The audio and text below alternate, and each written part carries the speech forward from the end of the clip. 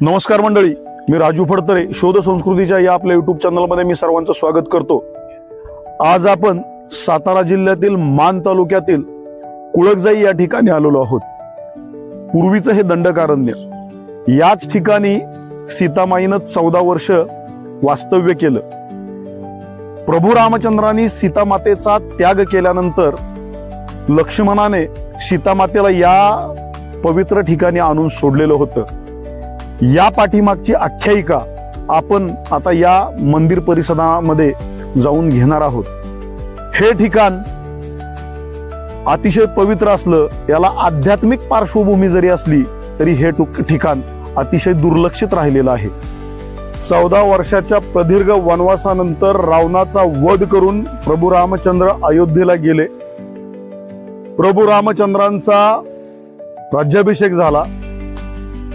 प्रभू रामचंद्र राजे झाले, परंतु सगळंच काही आलबेल नव्हतं। सीता मातेवरती काही प्रश्न उठल्यानंतर प्रभू रामचंद्रांनी सीता मातेला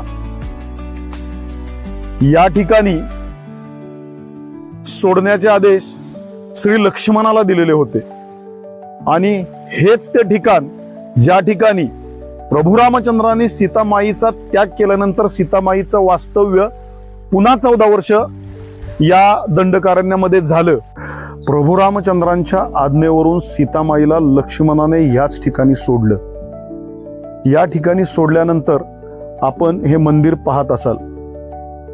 इथं आल्यानंतर सीतामाई या ठिकाणी बसल्या आणि सीतामाईंना तहान लागली।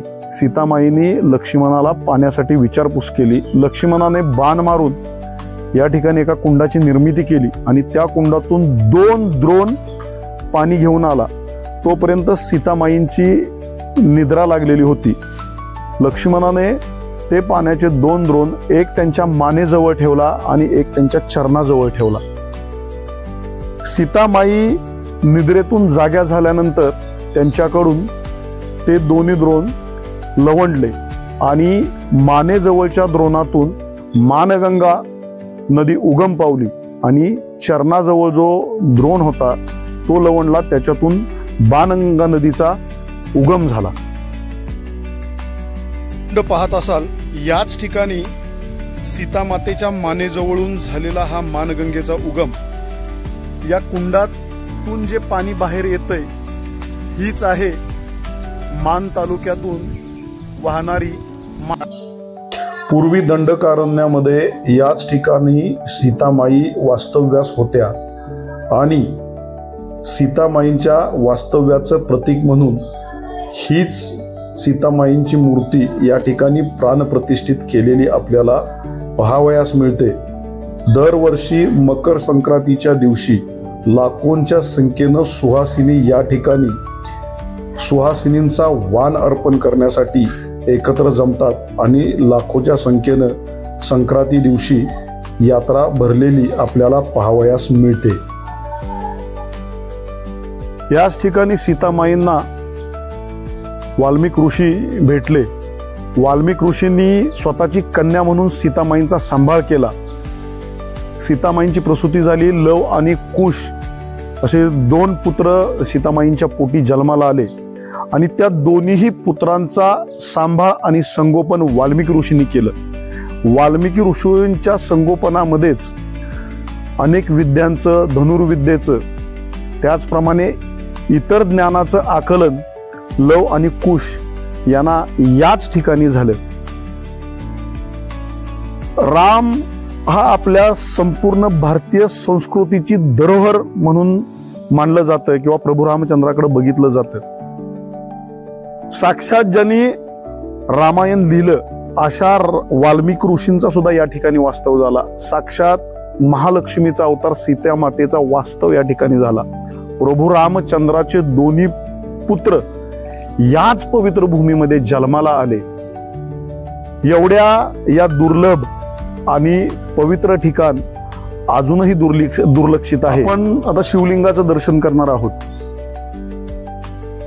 वाल्मिक ऋषी ज्यावेळेस इथं वास्तव्याला होते त्यावेळेस ते दररोज अनुष्ठानाला बसायचे वाल्मिक ऋषींच्या अनुष्ठानातून हे प्रकट झालेलं स्वयंभू शिवलिंग आपण पाहत असाल। अजून एक आख्यायिका इथं अशी सांगितली जाते, प्रभू रामचंद्रांनी जो अश्वमेध यज्ञ केला त्या यज्ञातून जो वारू निघाला, तो वारू लव आणि कुश यांनी या ठिकाणावरून केवळ 3 ते 4 किलोमीटर असलेल्या एका डोंगरावरती अडवला आणि तोच आत्ताचा वारूगड। अश्वमेध यज्ञातला वारू रोखला त्यावेळेस जे घनघोर युद्ध झालं ते याच परिसरामध्ये झाले। लव आणि कुश यांनी भरत, लक्ष्मण, शत्रुघ्न या तिघांनाही याच ठिकाणी मूर्छित केलं होतं। साक्षात ब्रह्मांड नायक तिन्ही लोकाचे स्वामी प्रभू रामचंद्र यांना सुद्धा लव आणि कुश या ठिकाणी युद्धामध्ये मूर्छित केलेलं होतं, अशी या ठिकाणाची आख्यायिका सांगितली जाते। संपूर्ण जगाच्या पाठीवरती भारत हा एक आध्यात्मिक बैठक असलेला किंवा आध्यात्मिक पार्श्वभूमी लाभलेला देश समजला जातो। आपला भारत म्हणजे साक्षात देव देवतांनी इथं वास्तव्य केलेलं आहे। आपल्या अवतीभोवती भरपूर अशा काही गोष्टी घडून गेलेल्या आहेत की ज्या आपल्याला माहिती नसतात। आपण एखादं छोटंसं मंदिर असेल किंवा एखादं छोटंसं आध्यात्मिक ठिकाण असेल, माझी सर्वांना विनंती आहे त्या ठिकाणी जा, तिथल्या जुन्या जाणत्या लोकांना त्या ठिकाणाची माहिती विचारा। आणि हेच काम आम्ही आता सध्या करतोय। आपल्याला आपल्या संस्कृतीची ओळख करून घ्यायची असेल तर आपल्या या शोध संस्कृतीच्या चॅनलला लाईक करा, शेअर करा आणि सबस्क्राईब करा। धन्यवाद।